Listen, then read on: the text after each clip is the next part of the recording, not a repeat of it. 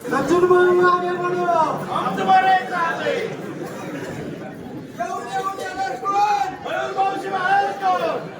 आई मळवंतीच्या प्रार्थनामध्ये उपस्थित तुम्हा साऱ्यांचं, उपस्थित सर्व मयूर पवार यांचं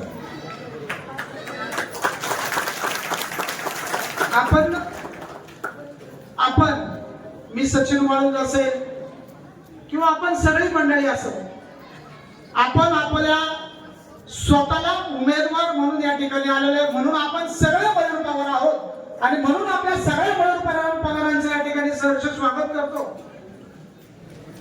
आणि आता माझे मित्र म्हटले वाणी साहेब बोलताना खरं बोल. वाणी साहेब खरं बोलत नसतो तर इथं आलोच, खरंच वागायचं म्हणून ही सगळी मंडळी आहे. आणि सगळ्यात मोठं एक गोष्ट तुम्ही जाणून घेतली पाहिजे ना, भाऊसाहेब बोलले माझ्या आधी म्हणजे आमदार बोलले, मग मला काय भीती आहे, मी खरंच बोलणार. आमदाराचा बाप जर ह्या व्यासपीठावर बोलला तर आपल्याला काय अडचण आहे, आपल्याला अडचण नाही. पण मला चुलती पण आहे, काकू आहे. मला तुम्हाला सगळ्यांना एक विनंती करायची, मला पटतंय का? सगळेजण म्हटले मयूर भाऊ 27 ला माघार घेऊ नका, पण मला तुम्ही सगळे पुढे बसलेले, मागे उभे राहिलेले, आजूबाजूला आहेत ना आपल्या मागे, तुम्हाला विचारलंय मयूरने उभं राहिलं पाहिजे ना? हात वर करून सांगा, मयूरने उभं राहिलं पाहिजे ना? कॅमेरा फिरवा, हात वरती ठेवा, वज्रमुठ करून सांगा की मयूर पवार हा उभाच राहिला पाहिजे. मयूर भाऊ अधिकची जबाबदारी वाढली. आई मळगंगेच्या प्रांगणात या मंडळीने शपथ घेतली आहे, माझ्यासह सगळ्यांनी शपथ घेतली आहे की आपल्याला हा पिंपळवंडी, आरा पिंपळवंडी जिल्हा परिषद गट लढायचा आहे, तो निवडून आणायचा.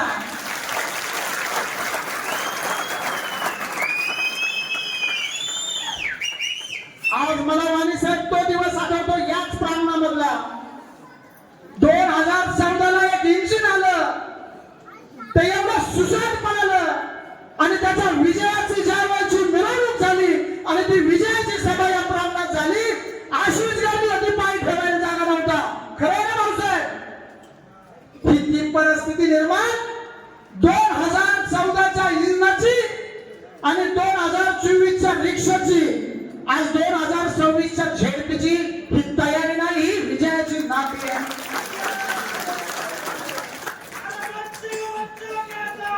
मयूर भाऊ सच्चा है. हे का होतं माहितीये का? मला तुषार भाऊ म्हटले की मयूर भाऊ तुम्ही माघार घेऊ नका, आमच्या अडचणी होती विकासाच्या दृष्टीने. त्यांचं बरोबर आहे, ते लोकप्रतिनिधी लोकांचा विचारच करायचा असतो. पण मला असं सांगायचं तुषार भाऊ, व्यापार व्यवसाय करत असताना, आपलं स्वतःची घर गृहस्थी चालवत असताना, समाज व्यवस्थेचं, राजकारणाचं ज्या वेळेला आपण धोतर हातात घेऊन काम करत असतो, त्यावेळेला वैयक्तिक कुटुंबांना मदती कोणी करताय का? तर नक्की करताय. तुमच्या पूजेला मयूर आला नसेल, इथून मागे तुमच्या वाढदिवसाला मयूरने फोन केला नसेल, नाही इथून मागे तुमच्या कुठल्याही एखाद्या सुखाच्या कार्यक्रमात, आनंदाच्या जल्लोषात तुम्हाला मयूर दिसला नसेल. पण मी छातीवर हात ठेवून सांगतो, छत्रपतीची शपथ घेऊन, की ज्या तरुणाला रात्रीच्या 12 वाजता अडचण आली आहे, ज्या कुटुंबामध्ये काही आघात निर्माण झालाय, ज्या कुटुंबाला खऱ्या अर्थाने गरज आहे, तिथे माझा मयूर पायातली चप्पल न घालता पुढे असेल. हा काय या ठिकाणी मी तुम्हाला सांगतोय. काय पाहिजे समाजाला याच्यापेक्षा वेगळं? अरे ही व्यवस्था चालते कशावर? विकास होत राहील. गेल्या अनेक वर्ष बारामतीत सत्ता आहे, विकास पण चालू आहे. जिल्हा परिषदेचे बजेट असतं 75% बजेट बारामतीला जातं, तरी विकास अजून संपला नाही. विकासच होतोय. सोन्याची कौलं बसवायचं तर काय मला माहित नाही. आम्हाला काय बाबा सोन्याची कौलं या जिल्हा परिषद गटात नको.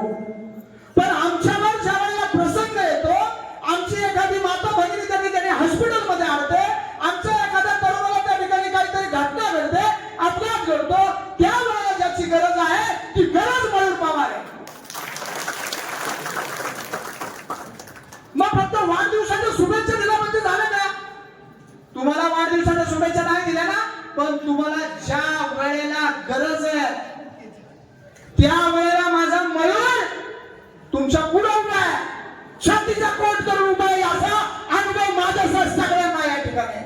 खरं म्हणतो ना मी तरुण मंडळी, बसलेल्यापैकी 70% अधिकच्या तरुणांना या ठिकाणी माझा सवाल आहे की तुमच्या प्रत्येक दुःखात, तुमच्या प्रत्येक अडचणीत जर तुम्हाला कोणाची आठवण होत असेल ना, आठवण माणसाला अशा प्रसंगात अशा माणसाची आठवण होते. अडचणीत देवाची आठवण होते ना आपल्याला, देवाची. आता काय करू? पण ज्या वेळेला खऱ्या अर्थाने माणूस व्यथित झालेला असतो, अडचणीत आलेला असतो, त्यावेळेला जर कोणाची साथ या जिल्हा परिषद गटात नव्या या पंचक्रोशीत मिळाली असेल, त्याचं नाव मयूर सुरेश पवार आहे. मग का त्या माणसाला तिकीट द्यायचं नाही? काल आमच्या हातून भाव आहे, गुजरात मधून फोन आला, क्या हो गया आपने मयूर भाव के तिकीट का? गुजरात मध्ये सुद्धा मयूर भाव के तिकीट का चालू आहे बोल मला. मग आपल्याला काय अडचण दिला मतदान करायला? आपल्याला अडचण काय? वाणी साहेब, आम्ही, मीच नाही, जो बॅकबोन आहे ना, बॅकबोन, तो इथं बसलेला. बॅकबोन बसलाय, सगळ्यांना माहिती आहे बॅकबोन. सरपंच साहेब एकदा नमस्कार करा. तुमच्या नमस्कारात हा तो बॅकबोन आहे. अजून कोण पाहिजे तुम्हाला? कोण पाहिजे तुम्हाला? विकील म्हणून वेगळा काय छापन काटा वेगळं काय? खूप संघर्ष झाला काल एबी फॉर्मला. वाईट काम असेल ती जबाबदारी माझ्याकडे. खूप वेळ ताणायचा प्रयत्न केला, खूप सारे वरिष्ठांचे देखील माझ्यापर्यंत फोन आले. माझंही मार्केट काम टाईट झालं. नाही फोन यायचे बाप शिवसेना सचिवापासून, फोन घ्या साहेब बोलतात, फोन घ्या साहेब बोलतात. जर माझ्यावर त्या पंचायत समितीच्या कॅम्पस मध्ये एवढा मोठा प्रेशर असेल तर आदरणीय शरद दादांवर किती मोठा प्रेशर होता? कोण म्हणतो शरद दादाच्या मनात मयूर पवार झेडपी नाहीये? अहो तुम्हाला एक गोष्ट सांगतो, काल घडलेली त्या कॅम्पस मध्ये एक प्रतिस्पर्धी उमेदवार आला.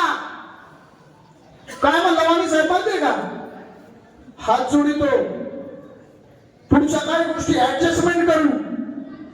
काय होता मी तुम्हाला माहिती आहे? ऍडजस्टमेंट करू, पण मयूर पवारला तिकीट नका देऊ. काय म्हणा? एबी फॉर्म मयूर पवारला देऊ नका. भीती बघितली ना, दहशत. अरे मग इतक्या सगळ्या गोष्टी जर घडतात आहे तर मग आपल्याला अडचणच नाही काही वाणी साहेब. खुल्या मनाने त्या दिलदार मित्राच्या मागे जर कोणी उभे असेल तर मित्र परिवार या ठिकाणी उभा आहे. महिलांची देखील या ठिकाणी उल्लेखनीय उपस्थिती आहे. पाठीमागे शेवटपर्यंत या ठिकाणी गर्दी आहे. याच्यातला एक माणूस देखील असा म्हटला नाही की मला पेट्रोल टाकायला पैसे द्या, का मला गाडी लागते मला गाडी द्या. वाणी साहेब काल आम्ही थोडं नियोजनाच्या मीटिंगला बसलोय संदीप भाऊ, शांताराम दादा त्या ठिकाणी लोक अशी म्हटली. मी म्हटलं कोणाला गाड्या लागतील का, कोणाला दुसरं काही लागणार आहे का? ते म्हणले जे मिळायला पाहिजे होतं ते तर काय आजपर्यंत मिळालं नाही, म्हणजे तिकीट काय मिळालं नाही. पण आता मात्र विजय खेचून आणण्याची ताकद स्वतःच्या खालच्या बडगणीच्या प्रांगणात येतो आणि माझ्या मयूर भाऊला त्या ठिकाणी शुभेच्छा देतो. कोण कोणासाठी म्हणतो असं? त्याला तळमळ लागते, त्याला आठवून यावं लागतं. 4:30 एबी फॉर्म दिला संदीप भाऊ मी तिथं. जी मंडळी आतमध्ये होती त्यांनी पाहिलं डोळ्यातलं पाणी माझ्याही राहत नव्हतं. तसा झालं. श्रेष्ठीला रिपोर्टिंग केलं आणि मयूर भाऊला येऊन म्हटलं आपल्याला उभं राहायचं आणि आपल्याला निवडून यायचं. आणि आज या मळगंगेच्या प्रांगणामध्ये आपण शपथ घेतलेली आहे. तुम्ही एक गोष्ट लक्षात ठेवा, आज जर इथं हजाराच्या संख्येने माणूस जमतोय, आज जर इथं कोणालाही न बोलवता कोणाला गाडी न देता जर कोणाची व्यवस्था न करता जर आपण सगळे मंडळी इथे येतोय, तर या जिल्हा परिषद गटाने एक त्या ठिकाणी प्रत्येकाने मनात एक छंद बांधलाय हे या ठिकाणी दिसून येत आहे. काय छंद बांधलाय? आमची भगिनी त्या ठिकाणी 2-3 भगिनी येत आहे. मला हात धरणं बाजूला घेतलं, मला म्हटलं शेवटपर्यंत साथ द्या बरं का.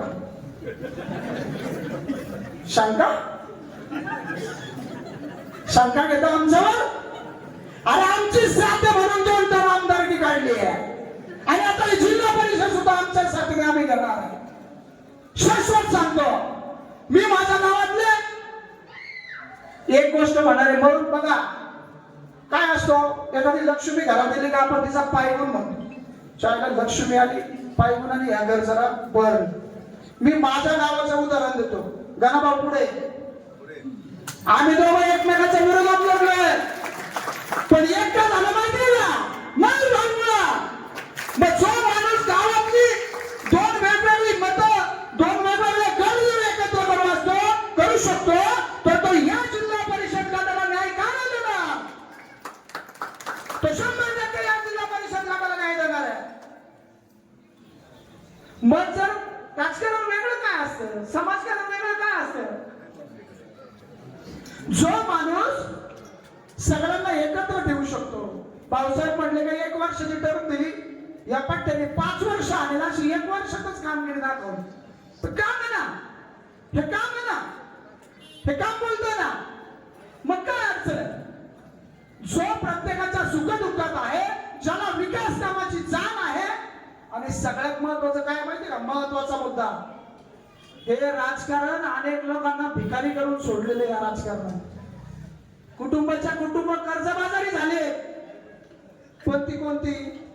ज्यांचं उद्दिष्ट जर राजकारणात येऊन पैसे कमवायचे असेल तर ते या राजकारणात सक्सेस होत नाही. पण ज्यांचं उद्दिष्ट शरद दादा सारखं स्वच्छ आहे, की जो माणूस 2005 साली आला आणि या तालुकाभर लोकांची लग्न करीत सुटला, लोकांना मदती करत सुटला, जो आडल लढल त्याच्या पाठीमागे उभा राहत सुटला, कोणाची बैल जोडी जळाली तर तिथे बैल जोडी दिली, कोणाचं घर जळालं त्याला घर दिलं. वाणी साहेबांनी सांगितलं एका कुटुंबाची घर गाई जळाली त्या ठिकाणी गाई दिली. अरे त्याच पावलावर पाऊल ठेवून हा पट्ट्या चालतो ना, त्याच पावलावर पाऊल ठेवून हा जर समाजाची सेवा करणार असेल तर मग या व्यवस्थेला याच्यापेक्षा वेगळा माणूस कशाला पाहिजे? कशासाठी पाहिजे वेगळा जिल्हा परिषद? कशासाठी पाहिजे? आम्हाला एबी फॉर्मही नको, आम्हाला तिकीटही नको. आम्ही तुमचे निष्ठावान होतो. अक्षयभाई म्हणला राहू, मरेपर्यंत राहू. मयूरसह आम्ही सगळे तुमचे निष्ठावंत राहू, पण जिल्हा परिषद झाल्यावर तुमच्याकडे येऊ. तोपर्यंत या जिल्हा परिषद गटाचं मतदान एका अधिकारशाहीने घेऊ आणि मगच तुमच्याकडे येऊ. मला काल एक सांगितलं, आपल्याच सिस्टीम मधला संतोष दादा सरपंच साहेब आहेत, म्हणजे तुमच्यावर अधिकची जबाबदारी असते तालुक्याची, सगळ्या गटांची. 100% घेणार. 100% तालुक्यातल्या हा गट सोडून सगळ्या गटाची जबाबदारी आम्ही निष्ठेने पार पाडणार. धनुष्य म्हणजे धनुष्यच करणार. पण आळा पिंपळवंडी गटात मयूर भाऊलाचे चिन्ह येईल, त्याच चिन्हाचा प्रचार करणारा निवडून आणणार ही शपथ आहे मळगंगेच्या या ठिकाणी. हा उमेदवार ना, अधिकृत उमेदवार. सगळे उमेदवार असतात अधिकृत. शिवसेना पक्षाचा अधिकृत उमेदवार, पक्षाचा अधिकृत उमेदवार, काँग्रेस पक्षाचा अधिकृत उमेदवार. हा उमेदवार कोणत्या पक्षाचा आहे अधिकृत? कोणत्या पक्षाचा आहे? हा उमेदवार आहे मित्र पक्षाचा अधिकृत उमेदवार सन्माननीय मयूरभाऊ सुरेश पवार. आणि म्हणून आता काय थांबणार बिमणार भाऊसाहेब हे गेलं, आता थांबत नसतो आणि आता त्याला थांबून पण देत नसतो. पुढे गेलो ना, आता बोलून झालं, बोलायच्या आधी थांबलो असतो म्हणून बोलायला उभं राहिलो. काय भरोसा उद्या प्रेशर आला तर? मग आधीच आपलं बोलून घ्या, मोकळं व्हा, मनात काही ठेवायलाच नको. रडण्यापेक्षा मोकळलेलं बरं नाही. सगळे मंडळी तिथे. मला एक आनंद असा झालाय ना की बघा, आपण वागत बोलत असताना, ही व्यवस्था चालत असताना एकमेकांचे हेवे प्रतिदावे होत असतात. पण हा पठ्ठ्या असा एकमेव आहे की ज्याचा वादच नाही, कोणाशी भांडणच नाही. कुठेही गेला मयूरभाऊ, कुठेही गेला मयूरभाऊ, कंचाई कोपऱ्यात मयूरभाऊ. आणि चाललंय का? आम्हालाही कधी मागं टाकलं कळलंच नाही. मी सुद्धा इच्छुक उमेदवार. मागच्या झडपीला कुणबीचा दाखला काढायला लावला. कुणबी काढा, कुणबी काढा, कुणबी काढा, काढला कुणबी. का? झडपी रडायचं. आणि या मळगंगे मातेच्या पायाला स्पर्श करून सांगतो वाणी साहेब, 3 महिन्यापूर्वी नाही, 4 महिन्यापूर्वी नाही, ज्या वेळेला नारायणरावची सभा झाली ना, त्याच दिवशी सांगितलं होतं की आले पिंपळवंडी गटात जर अधिकृत उमेदवार आपला कोण असेल आणि निवडून येणारा उमेदवार कोण असेल तो मयूर सुरेश पवार असेल. 4 महिन्यापूर्वी सांगितलं. मोठं काळीच लागत आपल्या ताटातलं दुसऱ्या ताटात ओढायचं. मी इच्छुकच उमेदवार आहे, पण ह्याच्या पुढे टिकावच लागणार नाही. तर उभं राहून करतं काय? काय उभं राहून करणार? ह्याच्या पुढे आपला टिकाव लागणार नाही. एवढ्या माणसं लागूच शकत नाही. लय बोललोय मी, संतोष उठला आमचा. त्याचं लय प्रेशर असतो आमच्या सगळ्यांवर, सृष्टींपासून खालच्या पण. तुझ्या प्रेशर मध्ये थांबतो आता. माझी विनंती आहे तुम्हाला, मी एवढा मन मोकळा झालो ना, निवांत झोपला 2-4 दिवस झोपायचे नव्हते. लय अडचण येऊ. बायको म्हणायची याला झालेच काय, आता कधी किती वाजता झोपतही नाही, काय चाललंय याचं त्याचं त्याला कळाली ना, आपल्यापर्यंत तर कळतच कळाली. राजकारणाचा त्यांचा संबंधच नाही, त्याचा मयूरभाऊच्या बायकोचा संबंधच नाही राजकारणाचा. त्या बिचारीला आता कोणा पडत, कोणच्या पाया पडाव, कोणला काय माने. काय नाही बाई, दणकून जायचं बाई, बहीण येतो नानाला जायचं, पाया पडायचं, रपा चालता पाया घ्यायचा, त्यांना दण सुटायचं पाया पडत.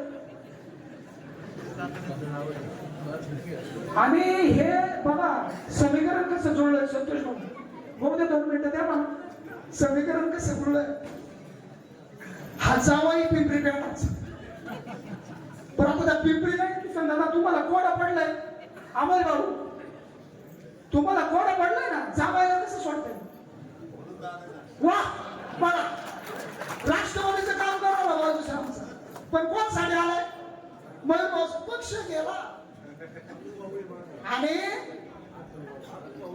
पक्षाचा तर सगळाच खेळ झालाय हो.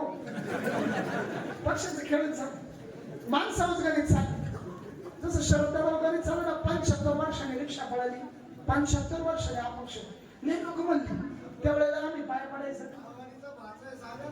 सांगा तुला पुढे, तुम्हाला थांबवायचंय का मला?